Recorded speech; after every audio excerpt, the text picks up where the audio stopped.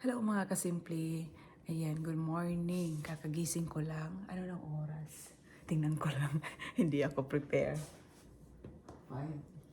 5:28 na. Meron akong i-share sa inyo. Naalala ko talaga to. Kasi nag-share ako kagabi about sa anak ko. Alam mo guys, minsan talaga magigising tayo, mamumulat tayo sa mga kamalian natin. Oo, mamumulat talaga ako. Kasi, alam mo yung dati sinabi ng anak ko sa akin, na-feel ko talaga yun. Na, kasi noong sa kabilang bahay pa kami, puro trabaho ako guys. Puro ako trabaho ng trabaho kasimple kasi, naghahanap buhay para sa pamilya ba? Pamilya sa Pinas, para dito, parang ganon. Pero noon, hindi naman talaga ako nagbabayad noon, sa asawa ko nag-ambag. Pero ngayon, iba na. Parang nag-iba. Noon, uulitin ko, uuwi ako ng bahay. Ano ng oras? Alas 10, minsan alas 11, alas 9. Yun talaga, alas 9 yung pinakababa. Kasi night shift ako eh.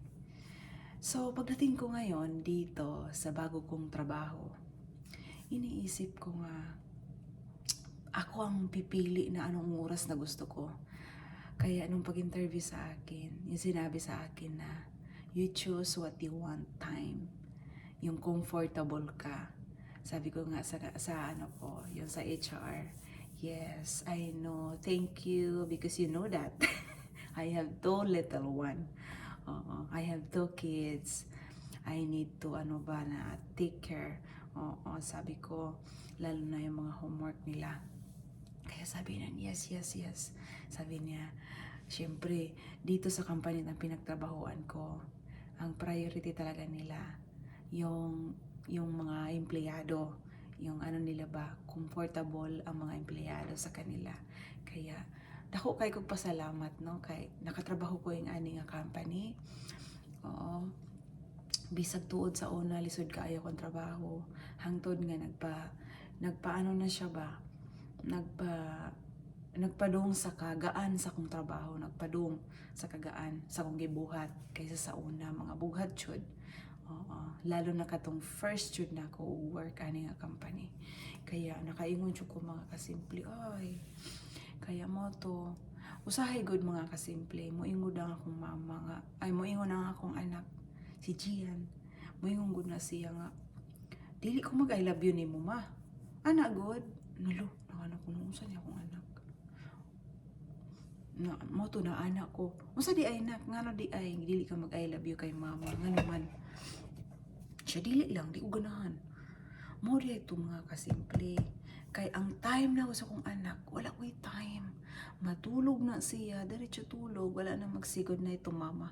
Kaya wala man si mama sa balay. Oo. Ang papa raman nila, lahi ra ba ang tatay? Lahi ra ba si Papa Michael? Kay moingon na siya, diretso tulog. Wala na. Tulog na mo, anak. Wala na. Lahi ra gid mga nanay. Kay pag moingon, good night mga anak, tapos na sila nakaligo, napalay mga hug, napay mga kiss sa mga anak, parang ingana. Pero sa mga bana lahi ra jud.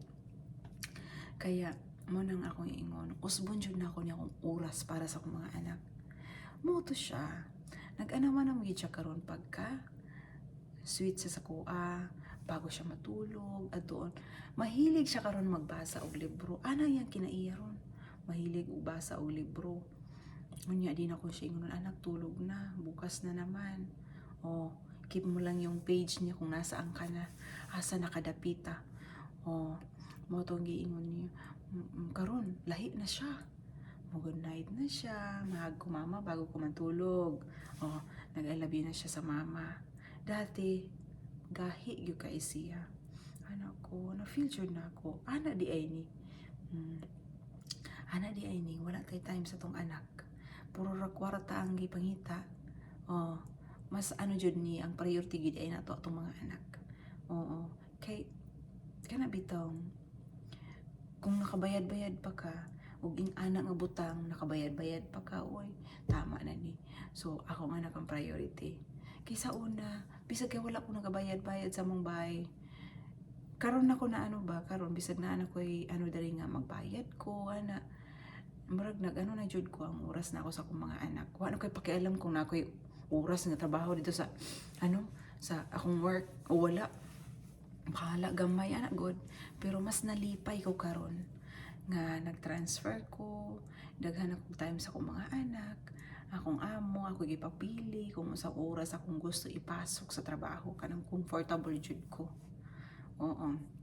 Mo tong giingon sa katong nabasahan ako dito sa ano ba, sa TV screen sa mga work, ana pa siya. Take care daw ang mga trabahante, kay ang mga trabahante nag-take care sa mga customer, gano'n, and they will take care their own self. Oo, the rest. Ano, good. Wala, nabasahan ako. Kaganda ng ano nila.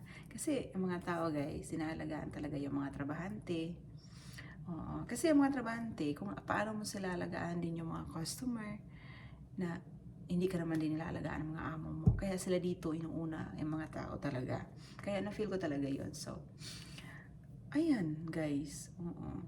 Tapos, anytime ka pwedeng mag-absent. Basta ako, ayaw ko lang mag-absent pa lang pag walang ano talaga. Pag walang mga importante, ganun na kasimple. Siguro kung nagkasakit na ako, gagamitin ko yung aking sick leave. Kaya, yun. Or sa mga anak ko, pwede ko siyang gamitin. Kaya iniipon ko lang siya. Yun talaga mga kasimple. Yan talaga ang share ko sa inyo. Hindi pala pa importante yung ano natin. Kayod tayo ng kayod. Pero ang communication natin, communication pala ang kailangan natin sa ating mga anak. Kasi mapifeel mo yun eh. Parang, minsan ang anak ko suplado. Mapifeel ko yung suplado talaga siya. Hindi nakikinig. Pero ngayon, parang may nag-iba. Kasi si mami nakatutok na sa kanila. Kaya pagdating sa bahay, homework agad. Dati, pagdating ng bahay, TV. Ngayon, limitation na yan ba?